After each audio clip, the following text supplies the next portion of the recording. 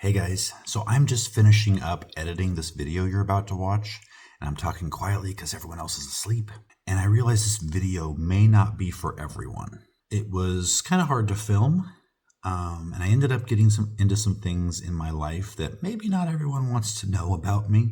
I ended up getting into some kind of heavy things, and if you're just here for, just to see the animals and what I'm working on, that's okay. And this video may not be for you, and I'll leave a video here at the top that you can just go see and come back to the next one later.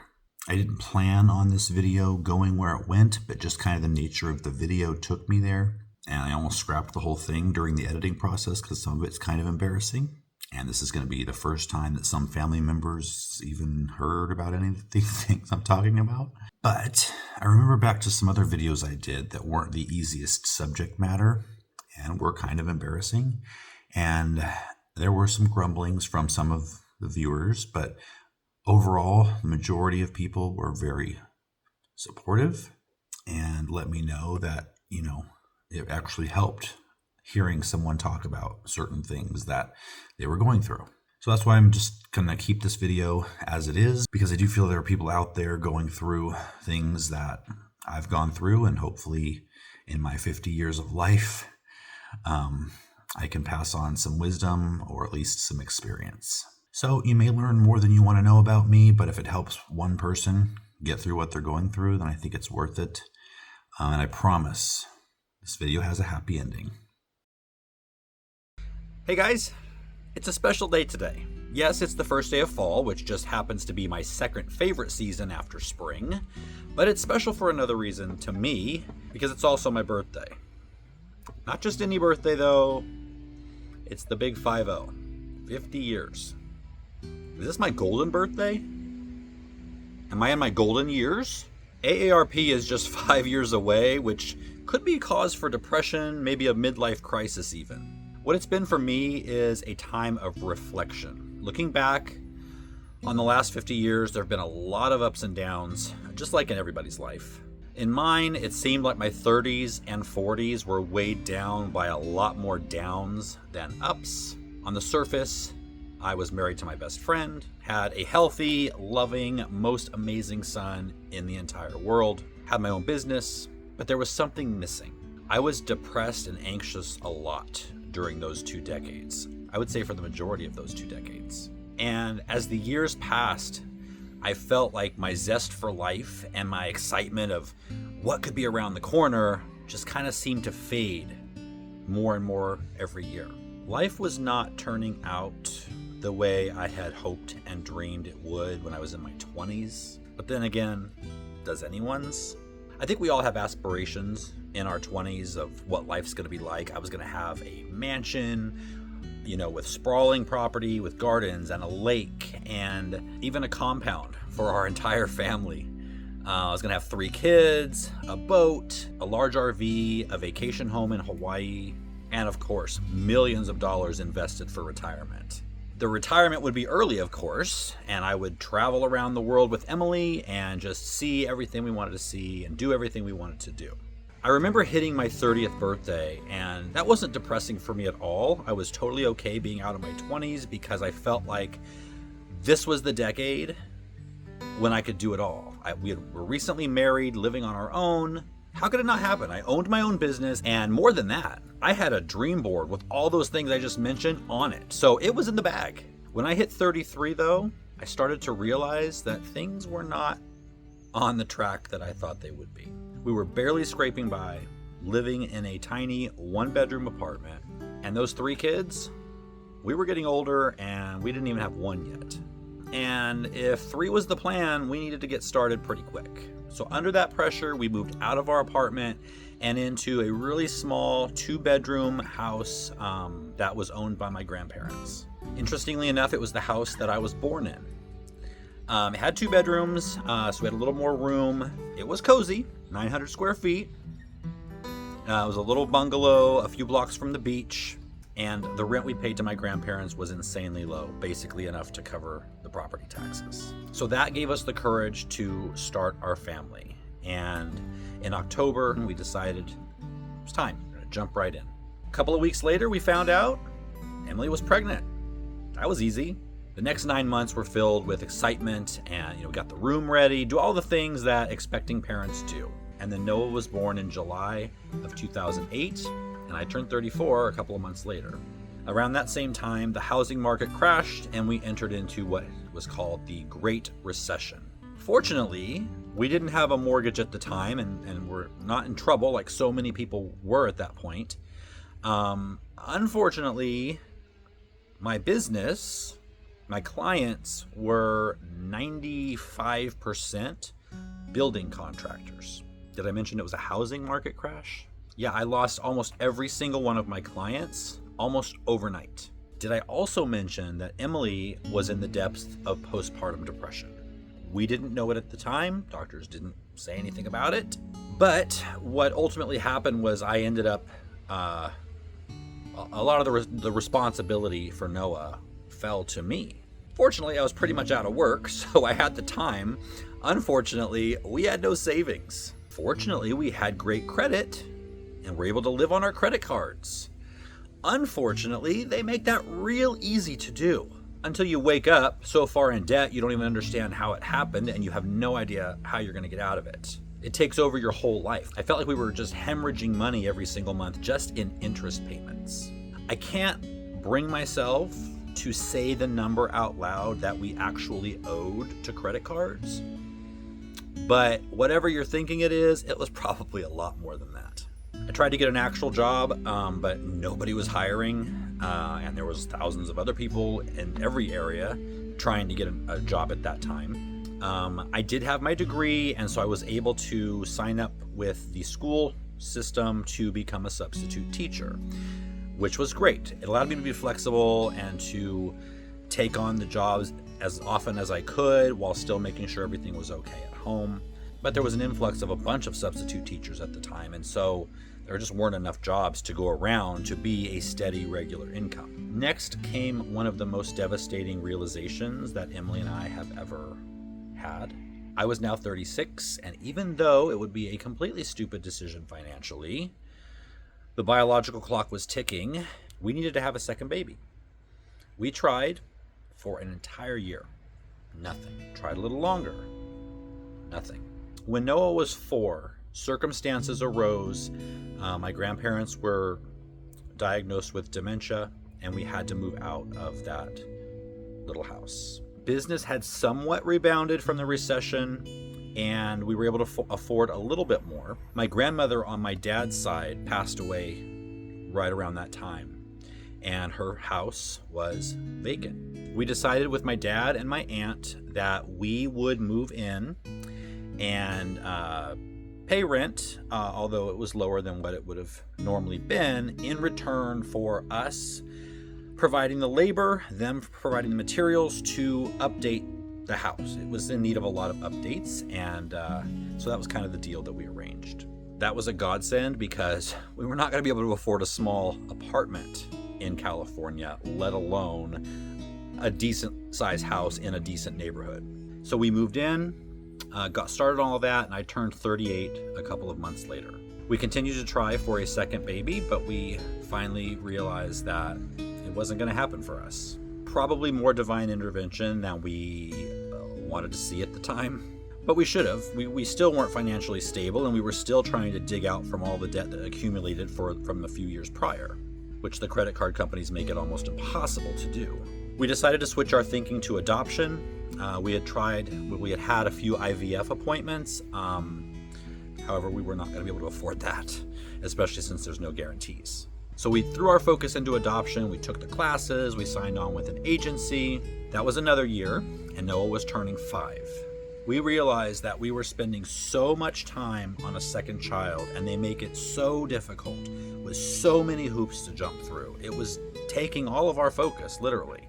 And we realized that we were not being present for the miracle child that we already had. So we decided to stop and just be grateful for what we had and put our energy and our focus onto Noah, a healthy, wonderful little boy who deserved to have his parents' attention. It was an easy decision as we weighed both sides, but difficult at the same time. It felt like the loss of a child that we never had. And just like that, my 30s were coming to an end. Taking stock, we were barely able to make ends meet, still in debt, did not have the 3 children, were not close to a sprawling estate with a lake and a compound and a boat and an RV and a vacation house in Hawaii and retirement of any kind. And certainly no plans of traveling the world. So turning 40 was not easy on me.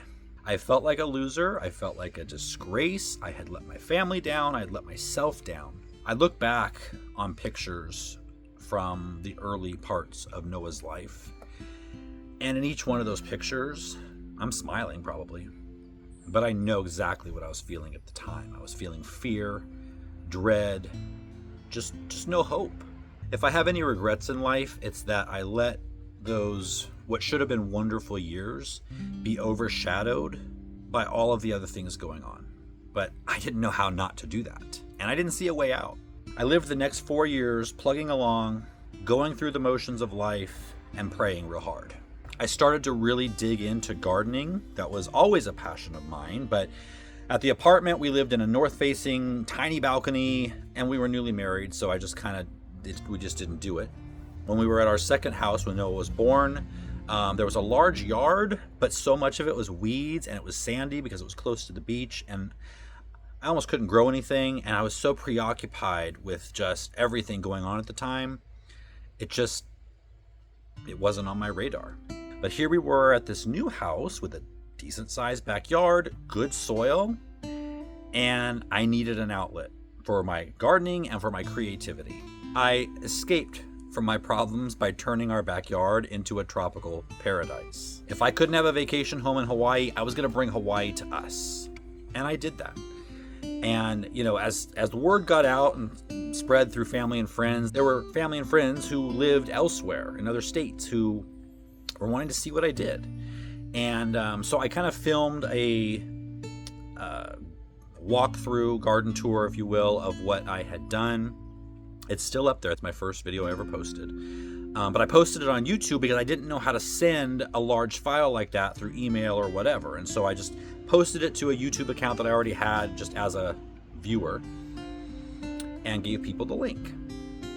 And then a year later, I checked back on that video for whatever reason, and I noticed it had like over 1,000 views.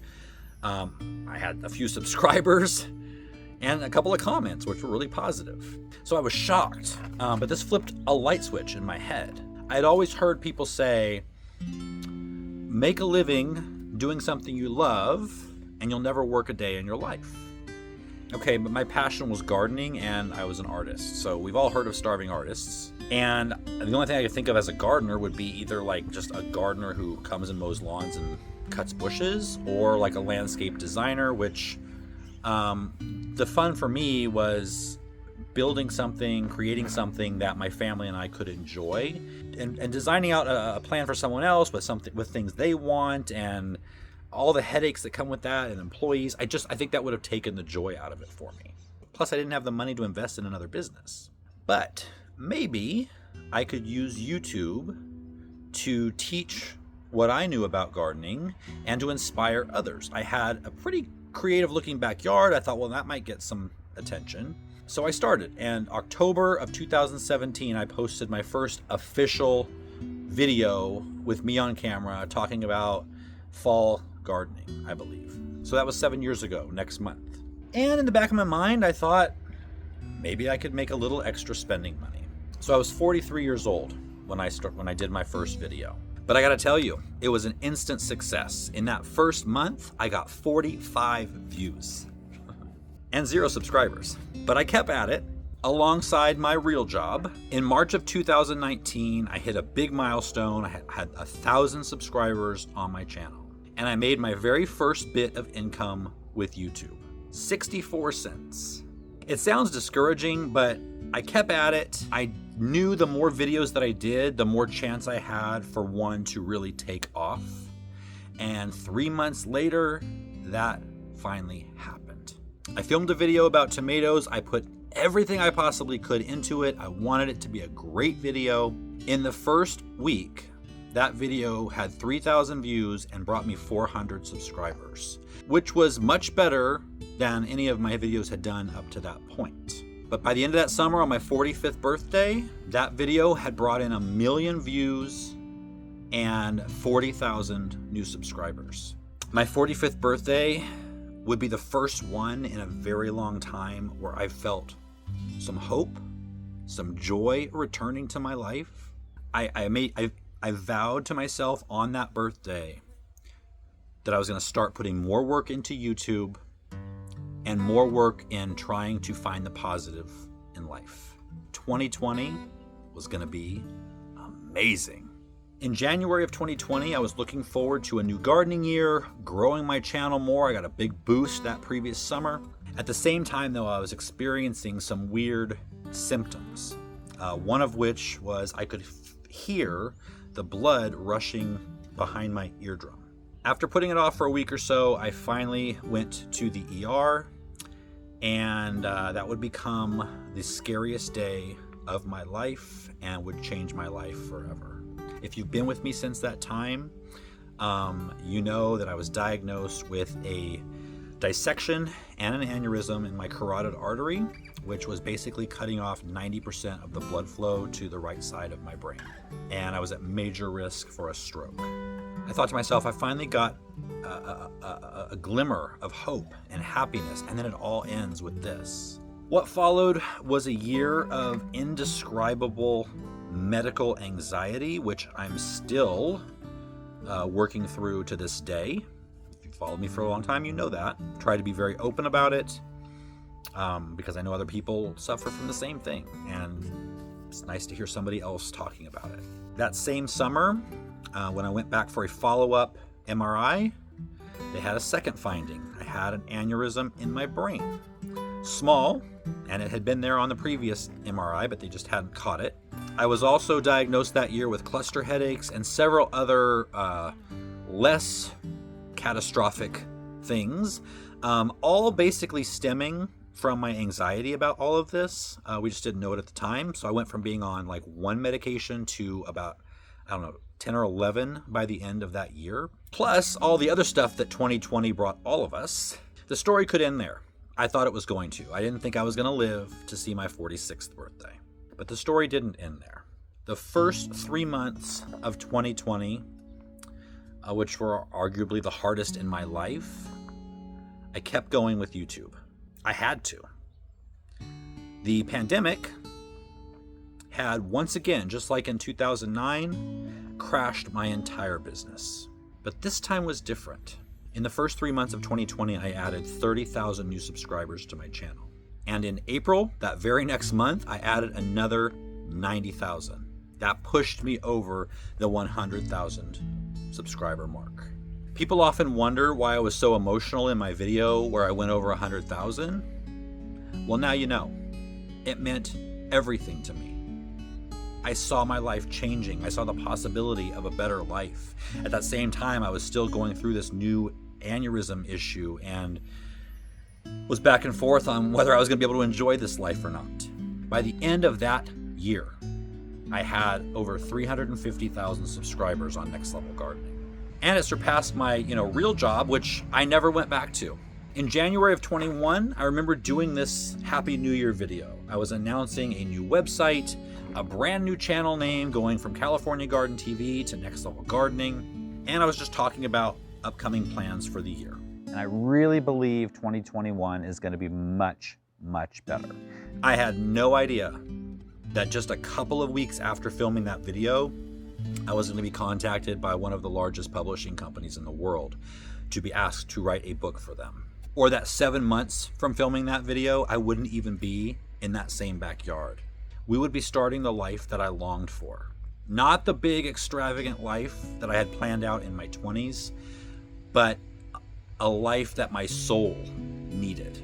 It may have taken 50 years to get here, but in retrospect, every single thing, bad and good, led me up to this moment and made me the person who I needed to be here. Do I wish I started YouTube earlier? Yes, but looking back, I think everything lined up exactly how it was supposed to. If I had started earlier, but then it took the pandemic to kind of jumpstart my channel with everyone going into gardening at the same time, I don't know if I would have had the stamina to stick with it that long with, no real growth. I don't know. The reason I share all of this is because I know there are so many people out there who feel lost, hopeless. Their life's not going where they want it to go. They put off starting something that could really make them happy or make them successful. But because of this reason or that reason or life circumstances or people who tell you you just don't have what it takes to do that. You're not a success. You've never been a success. You don't have experience in this or that. You've failed at everything you've ever tried. You don't have the money. You're lazy. You have ADHD. You don't have time. You've got kids to take care of. All of these things were told to me or that I felt because of whatever experience I've had in my life. And I listened for a long time until I didn't. So yes, here I am at 50. I don't have a mansion. I have a modest house. I don't have a sprawling estate. I have an acre and a half. I don't have a vacation home. I don't have an RV, a boat, a lake yet. I don't have 3 kids or millions in retirement, and we haven't traveled the world. But this is the happiest I've been in decades. Joel was here with me working on Saturday, and we were sitting taking a break, and we were looking around, and he said, "You're living the dream."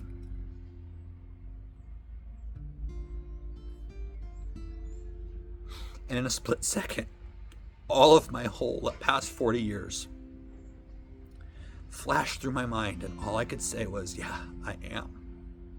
I try not to take it for granted. I do, though. Everybody, when something becomes commonplace, it's hard not to take it for granted. We take for granted all the good things in our lives. All of us. Amongst all the trials in my life, I chose to focus on those things rather than all the good stuff that was happening at the same time. Looking back, I can see them now. In the worst of times, I had my family, my friends, a roof over our head, food to eat. We had each other, and we had our health. We had everything we needed. Looking back, God had a plan for me. Everything that's happened to me in my life, good or bad, has made me better for this moment. In going through all the years of financial chaos and strife and lacking, we find ourselves being much better stewards of money now. Way more than we would have been without all those experiences. To the point of being cheap. And not having more children, we were able to focus on the one we have and be grateful. And we have the best one. Because of my health scares and the anxieties that came with it, I poured hours and hours, thousands of hours, into books and lectures and videos about health and nutrition and fitness. And because of that knowledge, I am healthier and more fit now than I was 25 years ago. Maybe my entire life. I want to share all of this on a day like today, my 50th birthday, because I know there's people out there who have gone through one or more of the things that I've gone through. I just want you to know that it's not as bad as you think. And someday it will get better. And you'll look back and realize that however hard it is now, you're being prepared for something great. Don't stop. Don't give up. I promise you, it's going to get better. I'll see you guys next time.